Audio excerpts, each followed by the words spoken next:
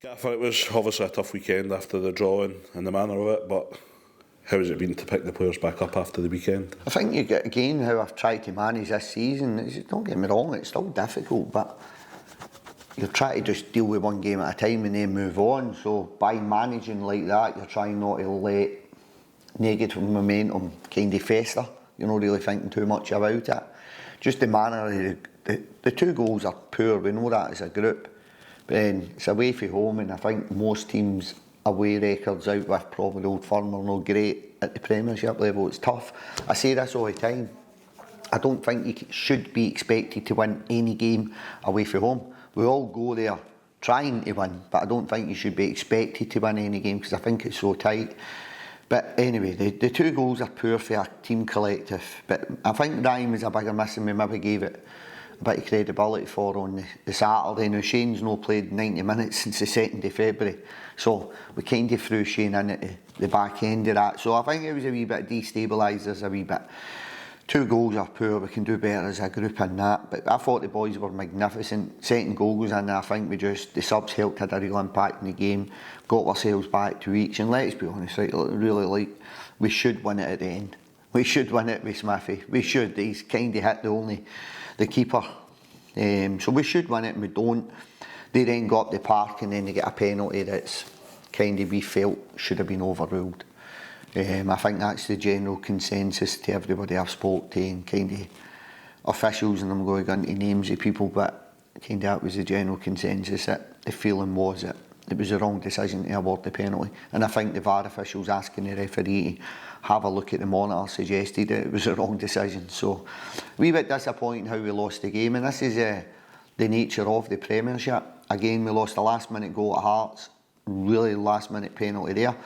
They 2 points would have been sitting third in the table come Saturday night. But that's the unforgiving nature of the Premiership. Fine margins. I don't want to sound like one of these managers that talks about, we done well in 90 minutes and with the game. So for me, but that's the fine margins at this level, and I feel as a group we need to understand that very, very quickly. It's unforgiving nature. I think play like that in the Champ last year, you probably win 2-3-0. It's just different levels, different players, and the unforgiving nature of the Premiership. But I don't think, other than maybe Celtic second half, there's been one game where we've not been competitive. There's been spells within games where the other teams maybe dominated the game, but that's to be expected at this level. Obviously, while training is important and passing on the information to the group, how do you deal with the mental side of preparation and disappointment? I kind of, again, go back to you're trying to find the most basic method to do that, and for me the most basic method is we deal with it and we put it to bed and you forget about it. So you boys need a mental framework to deal with that, but hopefully by the way I'm trying to focus on that Monday morning, then it's put to bed, and then you really emphasise on how we're going to play on Sunday and what the opponent's going to do on Sunday. You kind of quickly forget. With the bounce game yesterday, that allowed someone to get a touch of a ball in a competitive game again. I know it's a bounce game, but it was still a competitive game. So that kind of helps get the feelings away as well, because there's only one thing really that kind of lets you forget about the last game of football, and it's the next game of football. Just on the back of that, David, the preparation for was Morton at home in a bounce game. How did that come about? How was the run out, and was it good to get minutes in the legs for guys? There's a lot of boys that are needing 90 minutes, and due to the unforgiving nature of the Scottish Premiership, I think that's really, really hard to do that. So when you look at wee Junior coming up for West Ham, you look at Big Brooklands minutes being limited, so it was good to get Andrew Shinney, Graham Carey, Andy Winters hasn't played a lot recently, so there was a lot. Conor McLennan, you can keep going on and on and on with it. Yeah. Dougie had phoned me on Saturday and just said, do you fancy a bounce game? He had a few boys needing game time. I knew I had a few boys needing game time, so between the two of us it's pretty easy to sort. And I think if you asked any football player, do you want to train or do you want to play, most of them will come on and tell you they want to play football. So that's kind of what we've done. That's how it came about. Just kind of Dougie gave me a wee phone on Saturday when I was on the way up to Dundee. Obviously with the Reserve League not happening, will there be more games behind closed doors to get minutes in the guys' legs? I think that's something we're going to have to look at, I don't know if it's been publicised yet, has it?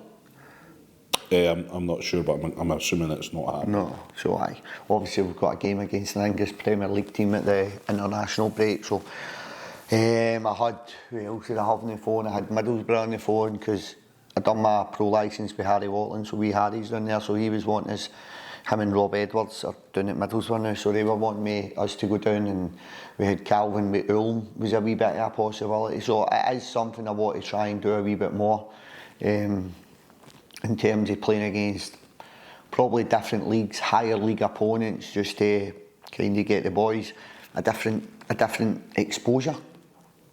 Oh, it's interesting. But with the reserve league not being there, it is difficult because we've got a big squad and trying to give everybody minutes is really, really difficult. So for me, this is the best way to get people up and running in terms of our coaching, our methods, how we want to play against decent opposition. So it is something I feel we'll probably do a lot more of as the season goes on. It's back to league action this weekend, David. How have you been setting up for the game on Sunday? Well, we were obviously had the game yesterday, so kind of a wee bit of focus on that. Touched on the Dundee game. We'll do a wee bit more in-depth stuff tomorrow. It's just been normal week to week, obviously playing the Sunday, so we're in Tuesday, Wednesday, Thursday this week, off Friday and Saturday, play Sunday, then it's back to our normal Saturday to Saturday at that point. So just treat it like any other game really. If you're going away to Ibrox, I feel we'd maybe approach a game slightly different potentially, but I think we're at home and I think we've got to kind of stick to how we want to play. Now, I don't want to come here and I don't want to shut up shop. I want to stick to as many of the principles that we're trying to force into the players this year, trying to get the group to do.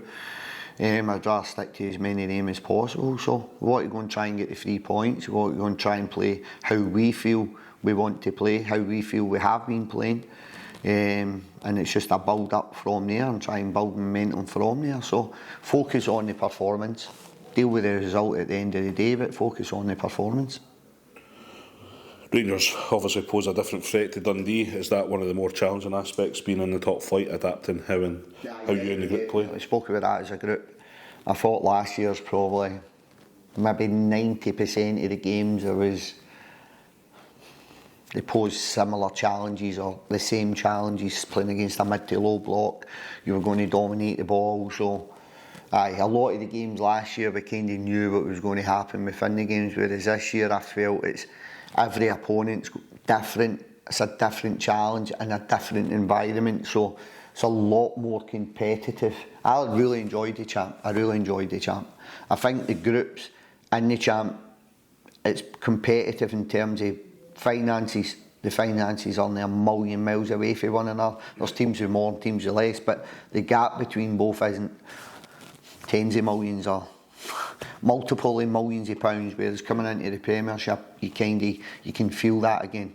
So try to bridge that gap between the lower budgets and the top end, so the way teams play are totally different, and I felt that this year. That's one of the ones you kind of need to adapt a wee bit more than probably what we were willing to adapt last year, be a wee bit more flexible than we were last year. But in saying that, I still want to kind of try and embed how we want to play. So that 90% last year probably dropped down to 60-65% this year. So every game brings a different challenge, and especially, I know we're at home on Sunday, but especially away games. Away games over the past 6 years, 7 years in the Premiership always proved hard, and they're hard for a reason, because the league's so tight.